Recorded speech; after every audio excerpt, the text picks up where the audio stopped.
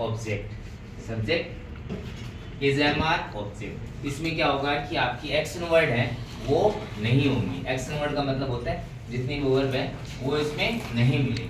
For example बताया था मैंने, I am happy, I am tired और I am a student, I am a teacher, I am a doctor, सारे के सारे आप इसके अंदर लोगे। यही बात यदि आपको पास्ट में बोलनी है, फॉर एग्जाम्पल आपकी रिपोर्ट आ रही है, फॉर एग्जाम्पल लेटर लिख रहे हो, आप लिख रहे हो पास्ट में कि मैं वहाँ था, व्हेन आई वाज देयर, मैं थका हुआ था, या मेरे पिताजी डॉक्टर थे, मेरी मम्मी टीचर थी, my mother was a teacher. तो वो इसमें लोग, इसमें क्या आप इन दोनों में क्या डिफरेंस है आपका, इसके अंदर वर्ब की फर्स्ट फॉर्म मतलब एक्शन वर्ड आ रहा है डिक्शनरी स्ट्रक्चर में, इसमें एक्शन वर्ड नहीं आ रहा है।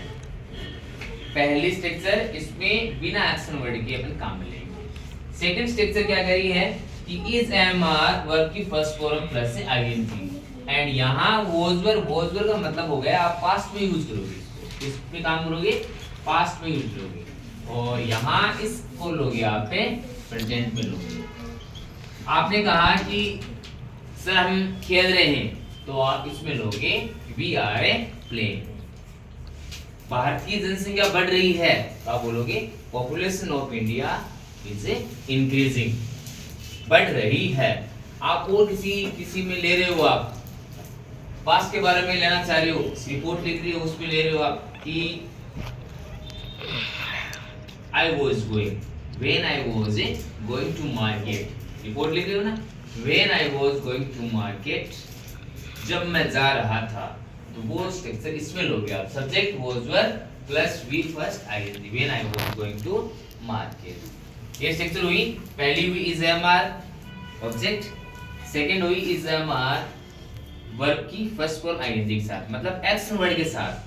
थर्ड स्ट्रक्चर क्या है कि subject is mr having to be first object. ये 12th क्लास में आपके ब्लैंक में आ सकता है, कौन सा सेंटेंस आ सकता है कि I am having to blank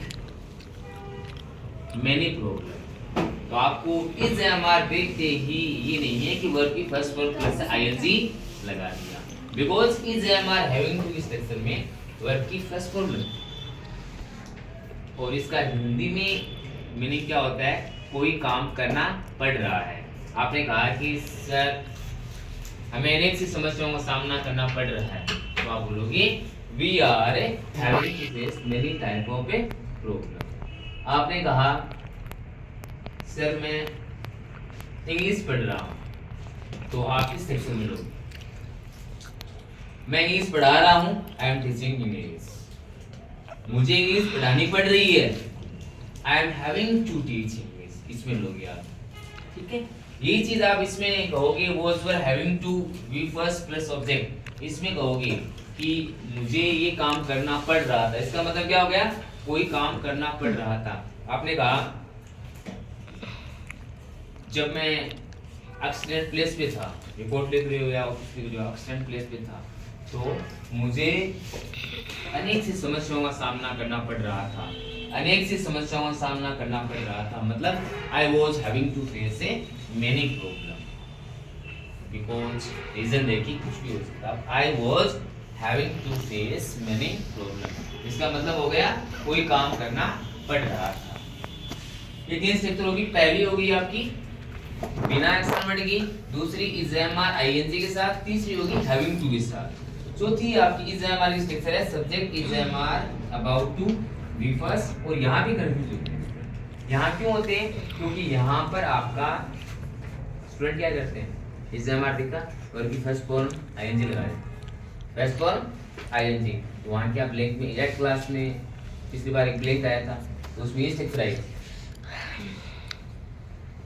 क्या है इसमें, आई एम अबाउट टू, आप कहते हैं वर्ब की फर्स्ट फॉर्म यहाँ, और उसमें ऑप्शन दिया हुआ था, फर्स्ट फॉर्म दी हुई थी, और फर्स्ट फॉर्म प्लस ing और फर्स्ट फॉर्म प्लस ऐसे कुछ दिया हुआ था। तो स्टूडेंट क्या करते हैं कि सर ने बताया था इज mr के साथ ing लगाना है, इज mr के साथ ing लगाना है, तो ing लगा देते हैं, यहाँ ing गलत हो जाता है अपना, क्यों हो जाता है, क्योंकि इज mr अबाउट टू की स्ट्रक्चर है, उसमें वर्ब की फर्स्ट फॉर्म आएगी, और इसका मतलब क्या होता है, हिंदी मतलब क्या होता है, हिंदी मीनिंग ये होता है कोई काम है होने वाला है, सर क्लास में आने वाले हैं, sir is about to come in the class. मैं घर से आने वाला हूँ, आई एम अबाउट। पापा ऑफिस से आने वाले हैं, पापा is about to come from office. तो ये अबाउट टू का मतलब हो गया कोई काम है होने वाला है। यही चीज यदि पास्ट में बोलनी है आपको, यही चीज है पास्ट में बोलनी है, subject was were about to इसमें बोलोगे आप कहोगे वही 12th वाली या 10th वाली रिपोर्ट आती है या पैराग्राफ आता है कि एम्बुलेंस एक्सीडेंट प्लेस पे आने वाली थी, मैं उसको कॉल करने वाला था, I was about to make a call to him, मैं उसको कॉल करने वाला था।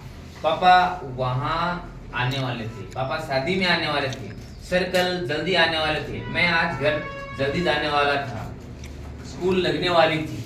इस प्रकार के सेंटेंस आएंगे ना, वो इसमें आएंगे सब्जेक्ट वाज वेयर। जैसे मैंने सेंटेंस बोला मैं घर जाने वाला हूँ, तो आप बोलोगे आई एम अबाउट टू, जाने वाला हूँ means I am about, I am about to गो।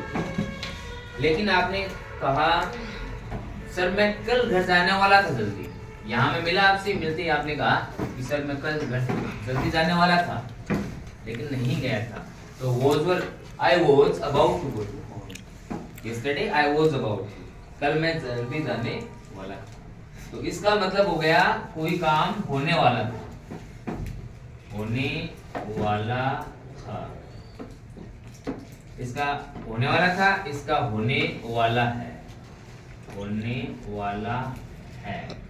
ये प्रेजेंट की स्ट्रक्चर है, ये पास्ट की है। तो इस एमआर की आपको 4 स्ट्रक्चर बताएंगे और वाज वेयर की आपको ये बताइए। तो पैराग्राफ एट क्लास में पैराग्राफ राइटिंग आता है, माय हॉबी हो गया आपका, तो माय हॉबी आपका इसमें से लेगा,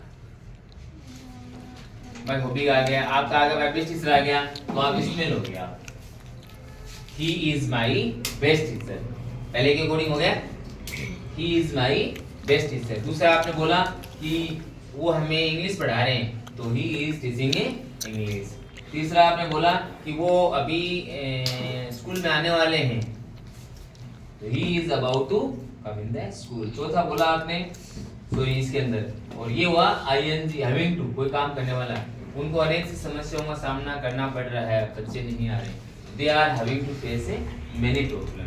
तो ये स्ट्रक्चर होगी प्रेजेंट में होगी, और ये स्ट्रक्चर किस में होगी, पास्ट में होगी। इज एमआर की प्रेजेंट की स्ट्रक्चर और वाज वेयर की प्रेजेंट की स्ट्रक्चर, 4 और 4 है 8 स्ट्रक्चर। और कल इसी में अपन ने बात करेंगे has and have, has and have and had, present की और पास्ट की। उसके बाद में फ्यूचर वाली में आपकी रहेगी सेल और विल के साथ, एक तो आपका कोई काम करना पड़ता है, एक कोई काम करना पड़ेगा, एक कोई काम करना पड़ सकता है। इस प्रकार के स्ट्रक्चर पर इसके बारे में कल डिस्कस करेंगे। ठीक है, आज के लिए इतना ही। Thank you.